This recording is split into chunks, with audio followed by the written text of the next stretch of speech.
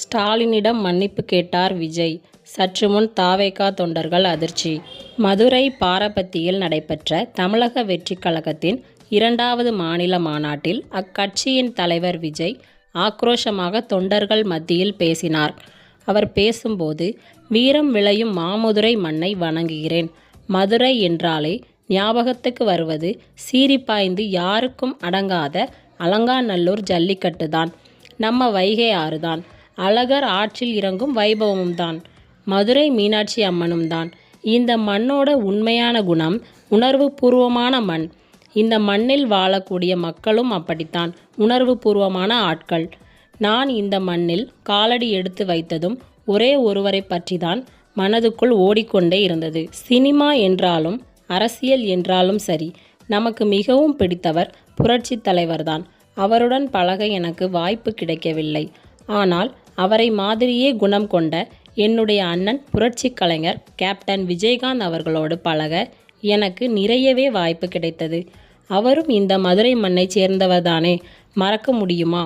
தமிழ்நாட்டு மக்கள் உணர்வு பூர்வமாக உண்மையாக நம் பக்கத்திலேயே நிற்கக்கூடியவர்கள். அதற்கு மிகப்பெரிய அடையாளம்தான் இந்த மதுரை மண்.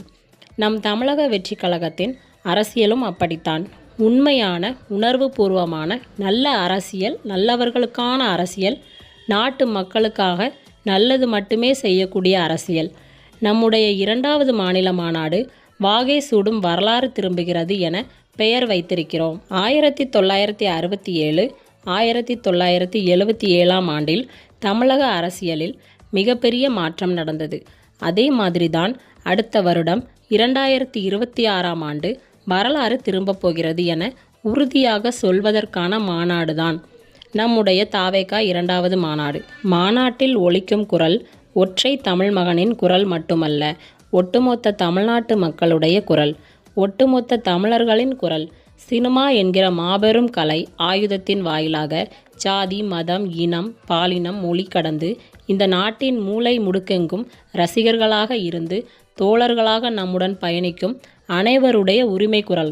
நாம் எதையும் காதில் போட்டுக்கொள்ளாமல் மக்களுடைய குரலை மட்டுமே கேட்டுக்கொண்டு நமக்கு எதிராக வரும் கூக்குரலை சிரிப்புடன் கடந்து வந்திருக்கிறோம்.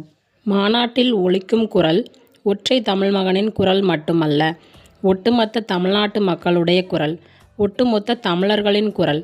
இந்த நிலையில் ஸ்டாலினை மிகவும் கேலியாகவும் கிண்டலாகவும் விஜய் பேசியதால் கடும் கண்டனங்களும் எதிர்ப்புகளும் எழுந்து வந்த நிலையில் விஜய் தாமாகவே முன்வந்து முதல்வர் ஸ்டாலின் அவர்களை நேரில் சந்தித்து மன்னிப்பு கேட்க உள்ளதாக தற்போது தகவல்கள் சொல்லப்பட்டு வருகிறது.